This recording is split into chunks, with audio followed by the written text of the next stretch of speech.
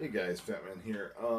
So I got tagged in a video by Johnny Tellez after I commented on his video that he got tagged in, which was called, what was it called?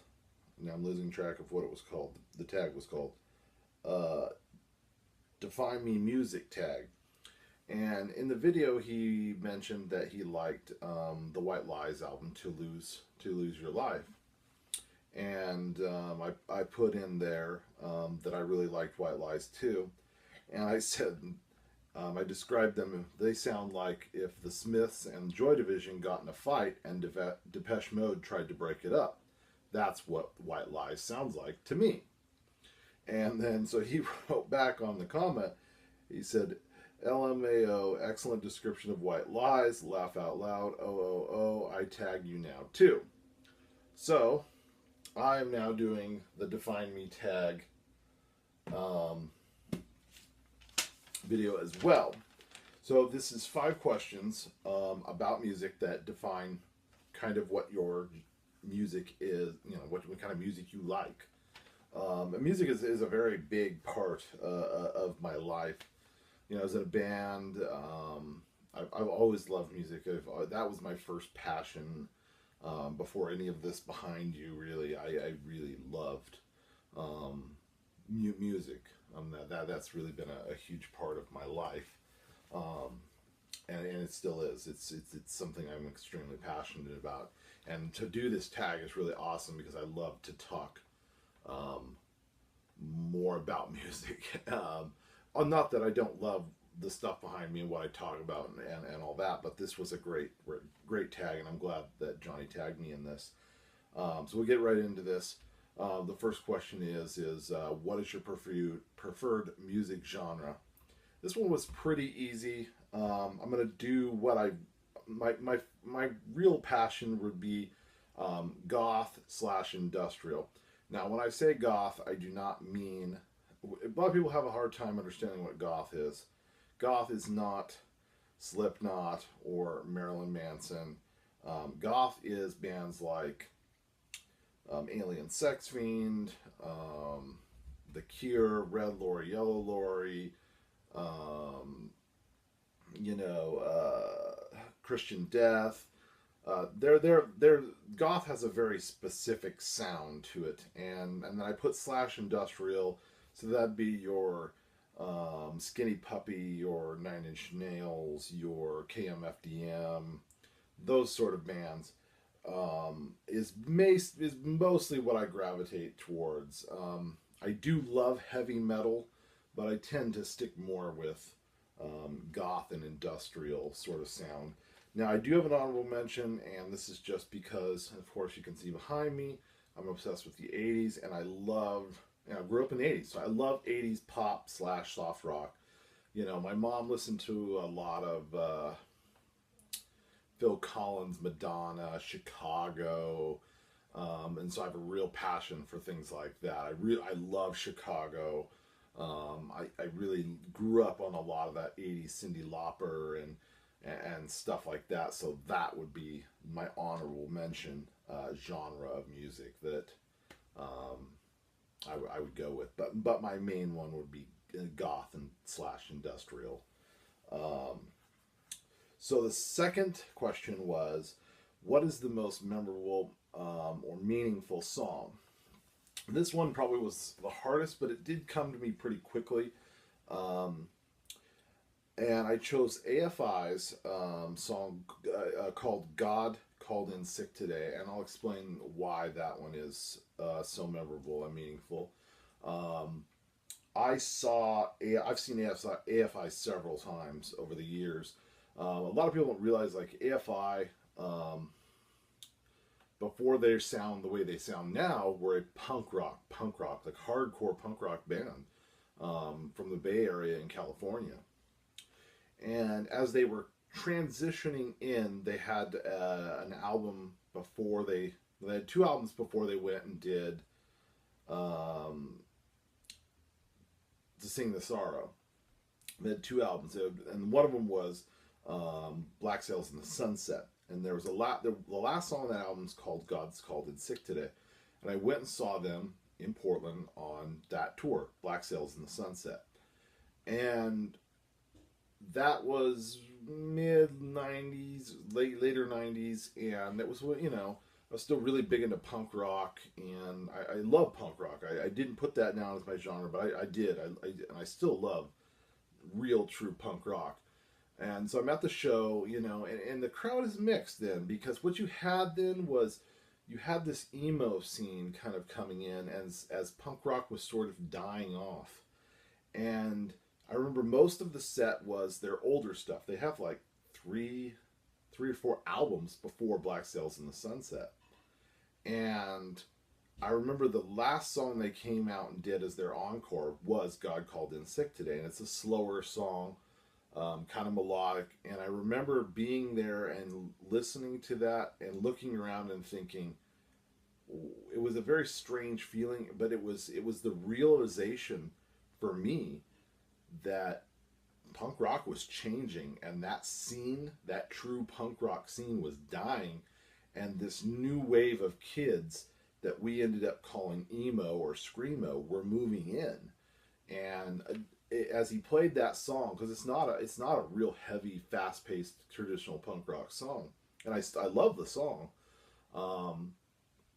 You could watch it, you could see. I mean, I was looking around, looking at everything, and thinking to myself, this is that pivotal moment of being at a show where it's like being at like the Doors, or being at, you know, something that where you're like, this is a generation, the defining moment of this is dying off, and punk rock was fading out really, and this new wave, what we call emo, I guess, was moving in.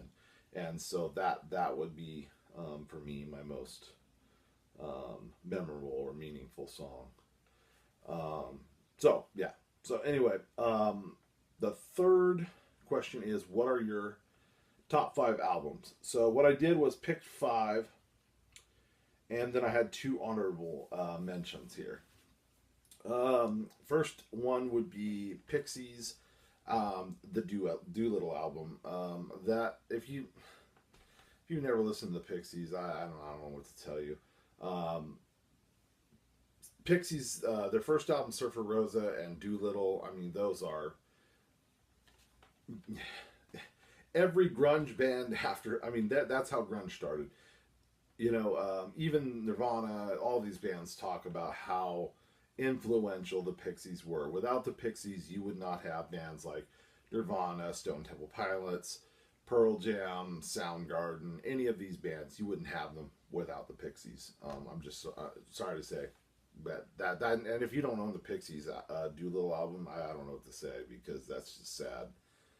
In fact, Where Is My Mind is playing at the end of Fight Club, for crying out loud. I mean, you know, good grief. Second album would be, you know, of course, I love The Cure. I have Robert Smith tattooed on my forearm, for crying out loud. I had a hard time with picking a Cure album, but I went with Pornography. I think that's their best. I was kind of I was kind of torn, because I really love Disintegration, but I feel that Pornography best defines them, and it's their darkest album by far.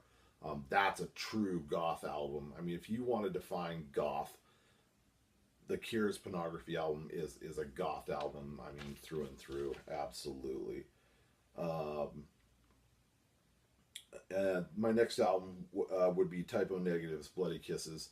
When I found Type O Negative really, really influenced me, and they're really one of my bands I really, really still passionate about. Unfortunately, the lead singer, Peter Steele, died very young. He was 49. He died from heart failure. He had some problems in life. He was bipolar, suffered from depression, used a lot of cocaine, a lot of drank pretty heavily, and unfortunately we lost him too soon. We got some great albums though. We got five great albums out of him, but you know, unfortunately too soon. But Bloody Kisses took the parts of goth that I liked and kind of merged it with kind of a Black Sabbath metal sound and came up with this amazing sound that is. And I think I mentioned this a while back. If you watch, what was the movie I was just talking about? I Know What You Did Last Summer. The intro song to that is Crosby, Stills, and Nash.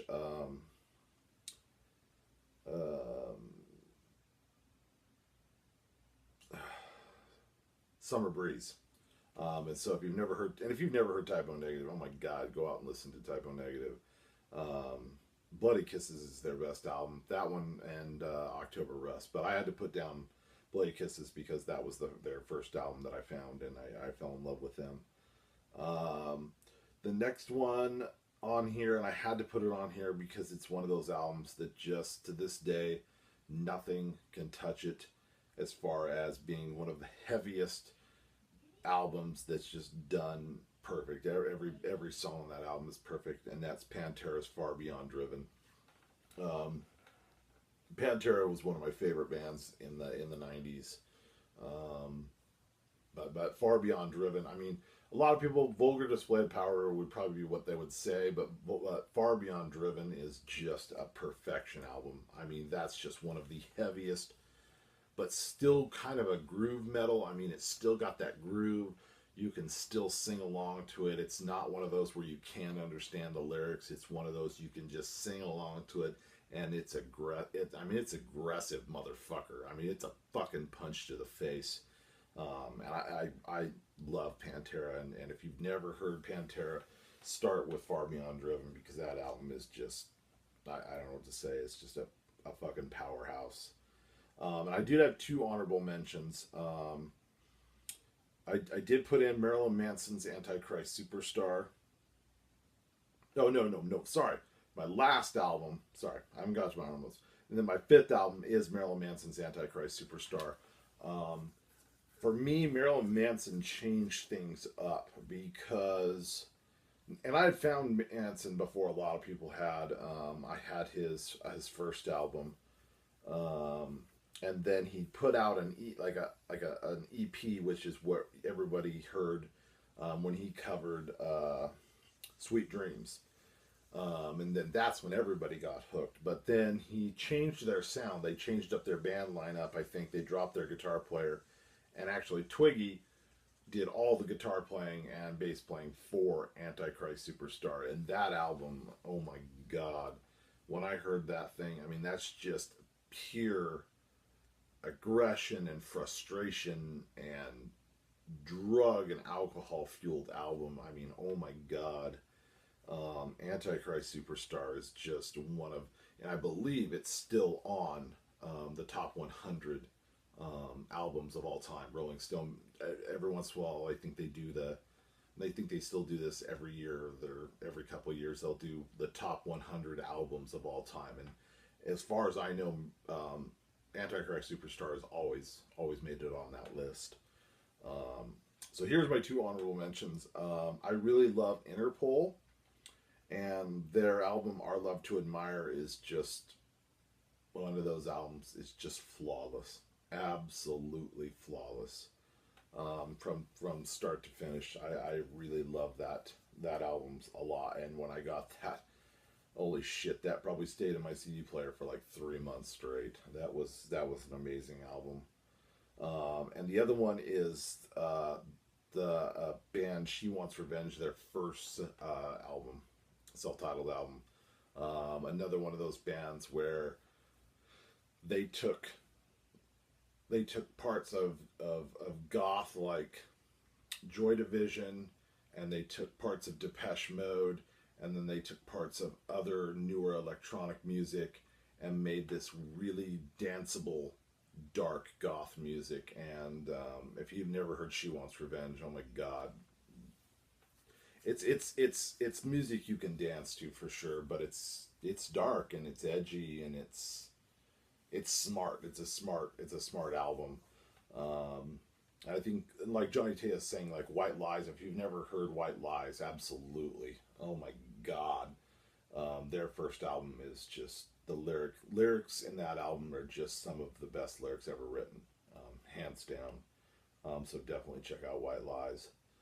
Um, and then the fourth question was favorite band or artist. So I have to go with a tie for band. I went with The Cure slash Skinny Puppy because they're kind of,